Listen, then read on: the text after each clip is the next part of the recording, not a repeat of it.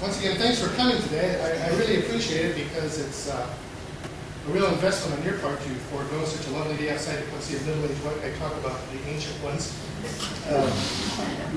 But I'm glad you showed up. I saw a line of 400 or 500 people when I came through town. They're buying soup. Yep. Anyways, Helen said, my name's Chris Kohler. I was born in northwestern Illinois in the Mississippi River Valley. And you know how green it is back there, probably a lot of your transplants. And I never made it to Arizona until I was 18. I remember hearing about the Grand Canyon for the first time when I was 6 years old. Kind of a terrifying story, which I won't go into now. But it was always on my mind. And a couple of my friends are here from college. We went to Luther Seminary College in Illinois. I have a degree in geology. The first time I saw the Grand Canyon was in 1974. I guess I was 19, and it's just stuck with me ever since. So after I got out of college, spent some time working, I wanted to go to graduate school, and I didn't care so much in what as much as I wanted to be close to the Grand Canyon. So I went to Northern Arizona University so I could backpack all the time.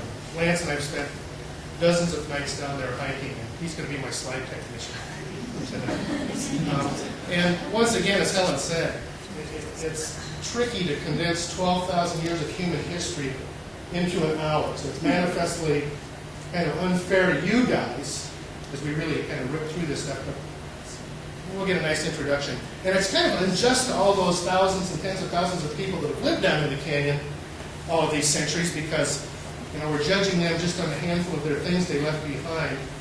It's hard to digest a complete life on a few broken pots and some stone tools.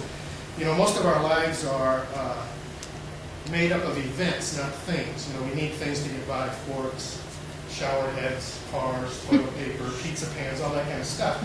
But it doesn't make it into the record very well. Just some of the hard stuff does. And for our age, not my generation so much, but for our age, World War II's been the big thing. When people say the war, we know what they're talking about. We kind of forget about the things that don't work out so well. Vietnam, kind of. Maybe Iraq might be kind of forgotten about. But we cling to these things that form our consciousness. And for us, that's kind of World War II. For the people that lived before World War II in the United States, up until World War II, it was the Civil War. That was the defining moment, whether you were on the side of the Federals or whether you were on the side of the other side. What do they call it? The recent unpleasantness? And before that, it was the Revolution, which we call the Revolution, those people called the War for Independence. And before that, we weren't Americans, so there wasn't a defining moment. But those are things. Pearl Harbor is an event, not a thing. These are events. And you don't find events laying out on the landscape. You find things laying out on the landscape, and all that stuff passes by. If you're looking at Western civilization, like in here, we have all of this nice written information and visual information that's been handed down to us either from the 20s or 30s, or if you go further back, Shakespeare, further back, further back and further back. And so we have a pretty good idea what went on in Greece, 2,400 years ago, because Thucydides wrote down a day-by-day, week-by-week flow of the Peloponnesian Wars. These folks we call the Anasazi, which is, of course, a politically incorrect word now. We're not supposed to say that anymore.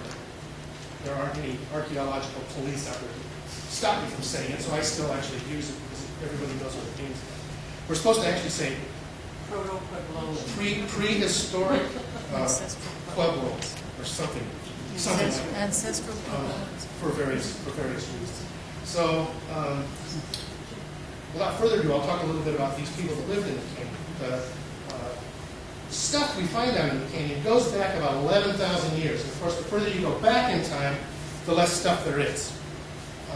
So as archaeologists, people in general, archaeologists in particular, we focus on the stuff we've got to deal with and scrutinize to the best of our ability. So, and you guys all know this anyway.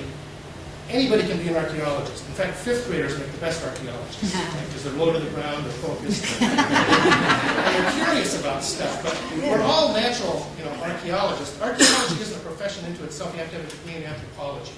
So, that's linguistics, physical anthropology, like Louis Leakey, studying bones and genetics. Why Japanese people all have black hair. Why Swedes have greater twins per thousand than anybody else on the planet. All that biological side of stuff. Then there's cultural anthropologists. We've got linguistics, physical, cultural, and that's all the interesting stuff. That's kind of the mild racism part of our profession. Well, yeah, those people put weird stuff on their hair and dye their feet and eat cats. Oh. And then those people that dye their feet and put weird stuff in their hair and eat cats are looking at us Americans and saying, they don't dye their feet and they don't eat cats, man. They're so weird. So that's what we call in our business cultural relativity. You have to judge cultures based on their relative nature to those cultures around. That's why we're always at war, right? Even though we're the same people, we go back far enough, we're all related. That's why we have war all the time, because of that. They eat cats, we don't eat cats thing. Or whatever, for birth thing, all this thing.